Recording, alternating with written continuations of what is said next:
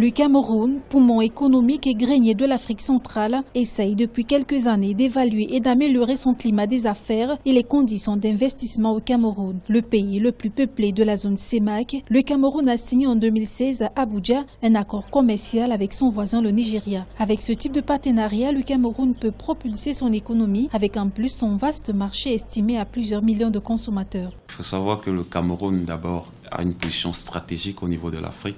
C'est un point de raccord entre deux zones économiques, c'est-à-dire la CEMAC et la CEDEAO. Un marché potentiel d'environ 400 à 500 millions d'habitants. Un marché qui serait comparable à celui des États-Unis. Et le Cameroun a une jeunesse vraiment dynamique qui est de mieux en mieux informée. Le Cameroun a une diversité climatique de ses sols et des sous-sols. Le Cameroun a un riche potentiel minier qui pourra à terme attirer les entreprises dans le secteur de l'industrie, dans le secteur des services aussi.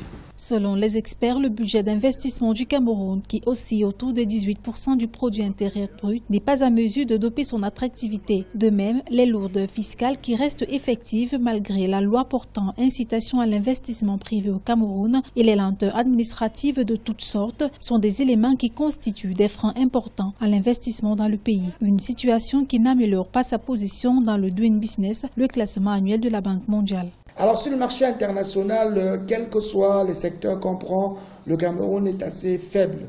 Déjà, il faut dire que même si on dit qu'il est le leader de la zone CEMAC, il est le premier parmi les plus faibles en fait. Il faut le dire comme ça, sans faire la langue de bois.